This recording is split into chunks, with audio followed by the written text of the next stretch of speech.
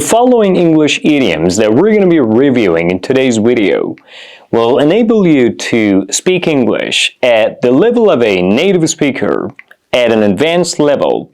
So are you ready to learn these English idioms? Of course you are, which is why you're sitting here watching this video as enthusiastically as you can. But before we continue with the rest of today's video, I kindly want you to like this video in support of this channel and help you with your English. You please help me with the growth of this YouTube channel, and thank you for doing so.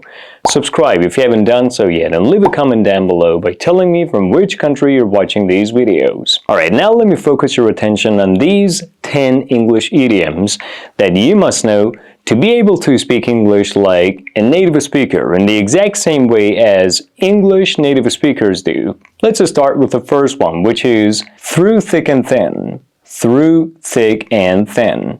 Through thick and thin. When you do something through thick and thin, you do it both in good and bad times, both in good and bad situations, or you do it both in difficulties or ease. You do it during the period of both difficulties and ease. You do it both in good and bad times. So to do something through thick and thin. An example. We've been friends through thick and thin for over a decade. We've been friends through thick and thin for over a decade. We've been friends through thick and thin for over a decade, which means we've been friends in both good and bad times, in both difficulties and during the period of ease, for over a decade, for well over 10 years. So, we've been friends through thick and thin means we've been friends both in good and bad times. Alright, now let's proceed to the next English idiom that, if you know, you can speak English at an advanced level or exactly like native speakers, which is to take something with a pinch of salt. To take something with a pinch of salt.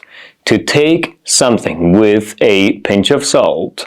When you take something with a pinch of salt, you don't actually take something seriously, or you don't believe something quickly. You doubt something. You try to be skeptical about something. You to think about whether something is true or not. You try to think about whether something is real or unreal.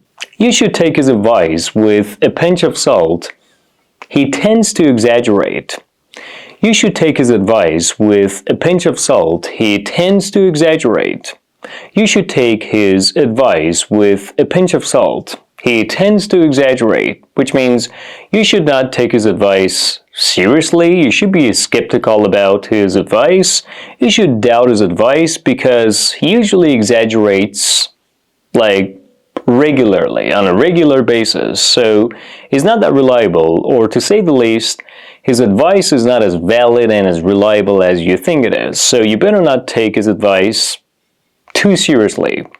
Just spend time thinking about his advice, spend time analyzing his advice to make sure that you're making the right decision about it, or to make sure that his advice is exactly what you're looking for. So take it with a pinch of salt. He tends to exaggerate, which means his advice is not as valid and reliable as you think. The third English idiom that I highly recommend that you should know to be able to take your English to the next level by speaking English at the same level as native speakers do is to break the ice. To break the ice.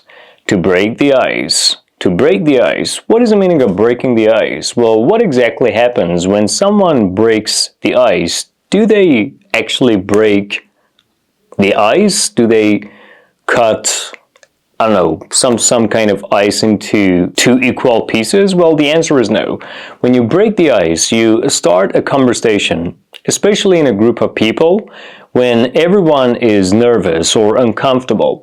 So when you break the ice, you start a conversation. You say something which results in you starting a conversation among some people or in a group of people, especially when other people are nervous, shy, or uncomfortable enough to avoid starting a conversation with others.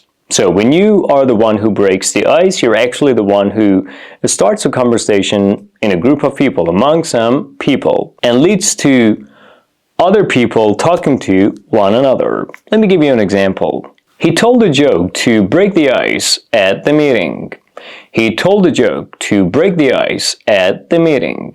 He told a joke to break the ice at the meeting, which means he told a joke to start a conversation at the meeting with other people, because the other people at the meeting were shy, nervous, or were uncomfortable and were not courageous enough to start a conversation. So he was the one that said something. He was the one that started a conversation among all the people at the meeting by telling a joke. So he broke the ice. He told a joke and broke the ice at the meeting. Guys, are you usually the kind of person that is willing to break the ice in a group of people or among a number of people in order to start a conversation with others? Well, if you are, you should tell me how you do it, and if not, then you gotta tell me why you're not willing to break the ice. Comment the answers down below. The next English idiom that you should know to be able to speak English like a native speaker is to be on the ball. To be on the ball. To be on the ball. But what does it mean? When you're on the ball, you're knowledgeable, you're alert, or you're competent. So to be on the ball means to be knowledgeable, to be alert, or to be competent. An example. She's really on the ball with the latest trends. She's really on the ball with the latest trends. She's really on the ball with the latest trends, which means she's really knowledgeable about the latest trends. She's aware of the latest trends. She's pretty alert and she knows all about the latest trends, or she's updated on the recent or on the latest trends. So to be on the ball. The next English idiom commonly used by native speakers is to go back to a square one. To go back to a square one. To go back to square one. Can you guess the meaning of this idiom? I know it might be a bit difficult to guess the meaning of this idiomatic expression because it sounds a little bit strange. To go back to square one, what does it exactly mean? Well, when you go back to a square one, you return to the starting point of something that you did which led to failure. So when you go back to a square one, you return to the starting point of something that you've done that has led to some sort of failure.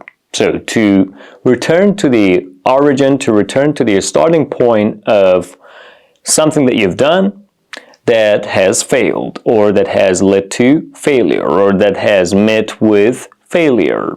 An example.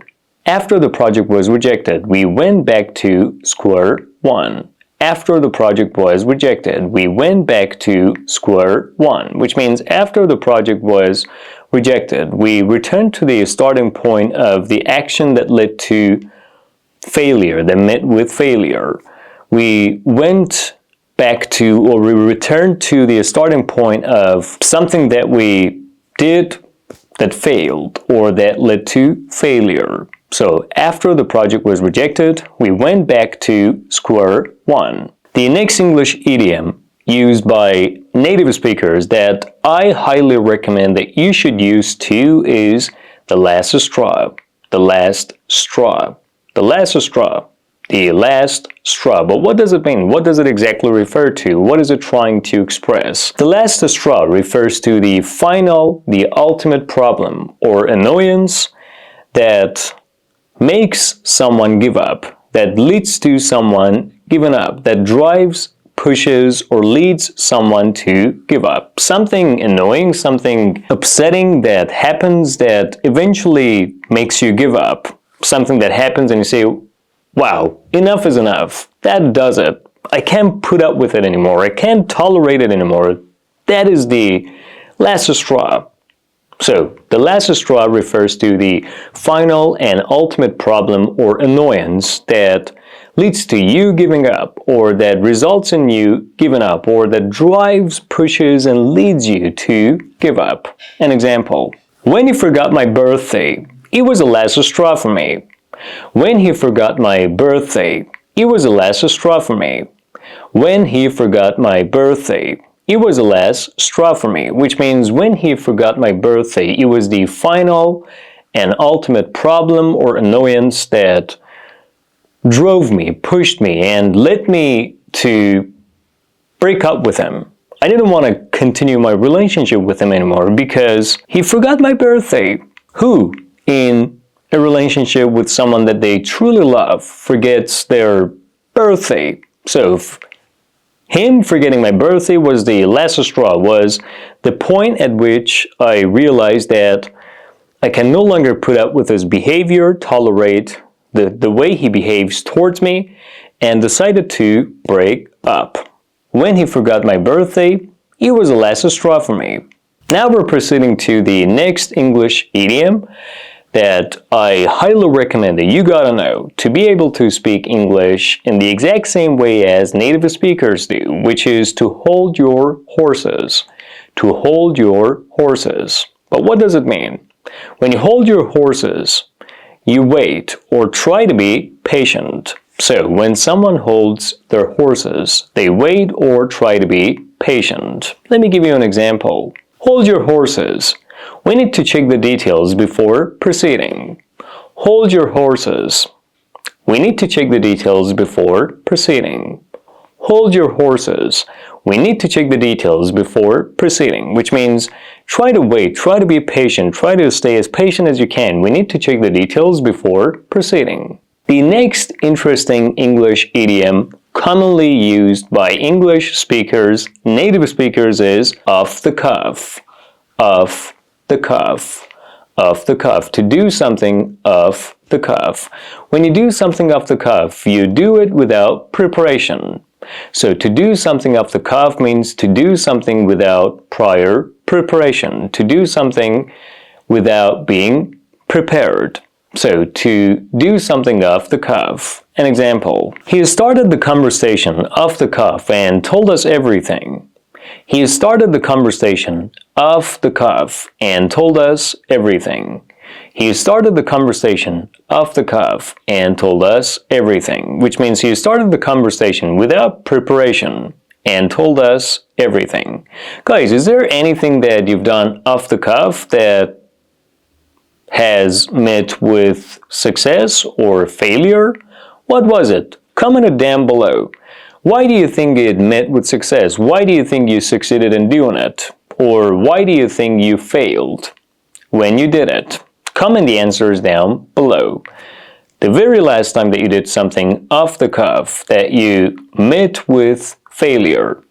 The very last time that you did something off the cuff that resulted in you meeting with failure or meeting with success. The next English idiom that I strongly recommend that you gotta learn to be able to get your level of English closer to that of native speakers is to turn a blind eye to something. To turn a blind eye to something. To turn a blind eye to something, which means to ignore something intentionally, to ignore something on purpose, to ignore something deliberately. An example: the manager turned a blind eye to the team's poor performance. The manager turned a blind eye to the team's poor performance.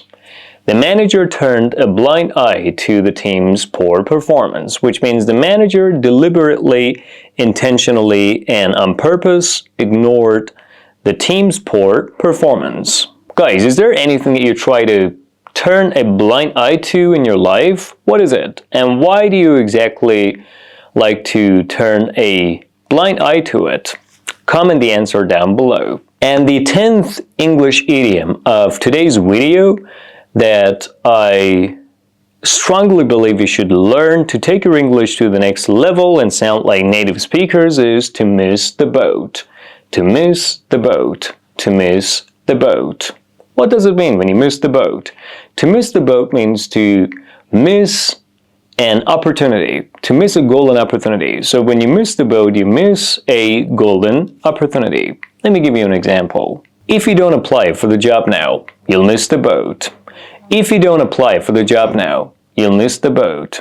If you don't apply for the job now, you'll miss the boat. If you don't apply for the job now, you'll miss the boat. If you don't apply for the job now, you'll miss the boat, which means if you do not apply for the job now, you'll miss the golden opportunity, the opportunity of getting the job, the opportunity of getting employed. And that's about it, guys. So in today's video, you learned 10 beautiful, interesting, and advanced English idioms that you can use to be able to speak like native speakers. Thank you for watching the video up to this point. I kindly want you to like this video in support of this channel, and thanks to those who do this all the time. That means the world to me. You guys liking these videos means the world to me. Don't forget to subscribe and also leave a comment down below by telling me from which country, from which beautiful country in the world you're watching my videos. I'll be back soon.